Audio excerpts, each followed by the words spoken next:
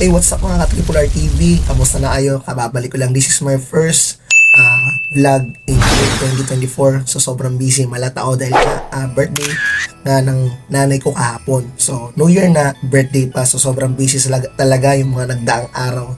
Dahil alam naman natin pag mga ganitong season, sobrang busy. So, hindi po talaga ako nakapag-content. So, etong una kong content sa taong 2024, mga ka-triple, no? Sa aking FB page, mga ka-triple. So, sobrang busy tayo, nagkaroon ng mga party, yan, birthday ng nanay ko nga, at wala talaga tayong content na magawa. Meron namang naka-ready, kaso nga hindi tayo makapagtrabaho. So, bilang vloggers, bilang content creator, wala, ano rin tayo, family first, inuuna rin natin yung mga pamilya natin.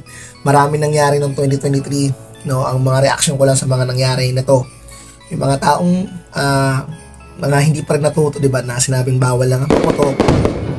Actually, may nakita akong video na isang bata na naputukan. Hindi ko nga pwedeng i-ano dito dahil grabe ho. Yung kamay niya ho talaga is, kung napapanood yung video, marami ho nag-viral mga naputukan na talagang hindi nagabayan ng magulang, di ba? Yan namang lagi sinasabi na alam naman nating bawal. Ang mga Pilipino sadya talagang may mga ilan talagang matitigas ng ulo. Sinabing bawal, gagawin pa rin. So ito na mga reaction ko na hindi tayo natututo sa mga nangyari. Kaya nga pinagbawal na yung mga paputok, yung mga delikadong paputok. Meron namang isang bata rin na nakakain ng watusi, napanood sa balita. So grabe hong pangyayari. Kawawa po yung bata. Hindi nila alam kasi yung watusi, napagkakamalan din candy yan ng mga bata. Hindi nila alam yan eh. Kung candy kasi, itsura yun parang ano po yan, candy, so nakain. So kawawa ho tayo. Kaya na ho kayo sa boses ko. Palat.